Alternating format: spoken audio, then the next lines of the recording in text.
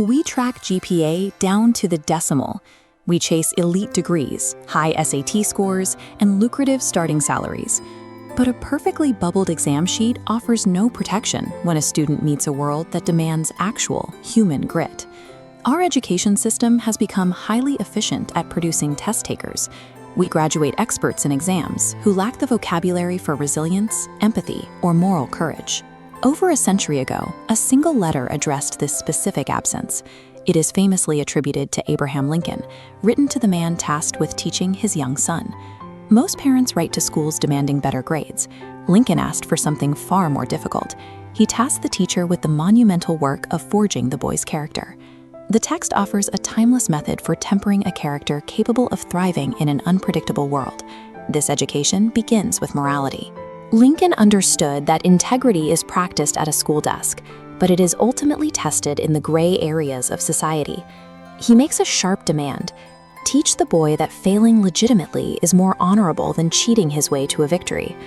The letter insists on stripping away childhood naivete. Lincoln wants his son to know the cold facts, that he will encounter deceit, scoundrels, and purely selfish politicians. He pairs that dark truth with a necessary counterweight. For every selfish actor the boy meets, there is a dedicated leader.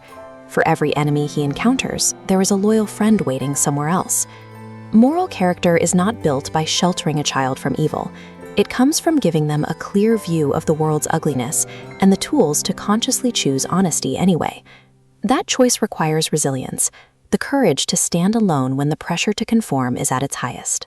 Lincoln explicitly asks the teacher for tough love, advising him to treat the boy gently but never coddle him.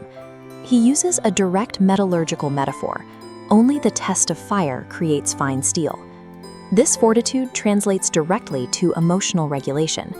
The boy must learn how to lose with grace, enjoy his victories in quiet confidence, and tune out the screaming demands of the mob.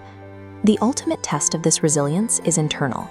He has to possess the strength to trust his own ideas, even when every person around him insists he is wrong. Resilience in this framework is rarely about surviving physical hardship. It is about possessing the grit required to resist the gravitational pull of the crowd. Finally, the letter addresses wisdom, focusing on critical thinking and the fierce protection of one's own soul. Lincoln requests a specific cognitive tool for his son: a filter of truth. The instruction is to listen to all voices, but actively screen them, keeping only what is genuine. The letter also acknowledges the harsh economic reality of adulthood. The boy will eventually have to enter the market, selling his brawn and brain to survive. But that pragmatism stops at a hard boundary. He must absolutely refuse to ever put a price tag on his heart or his spirit. Wisdom also requires balance.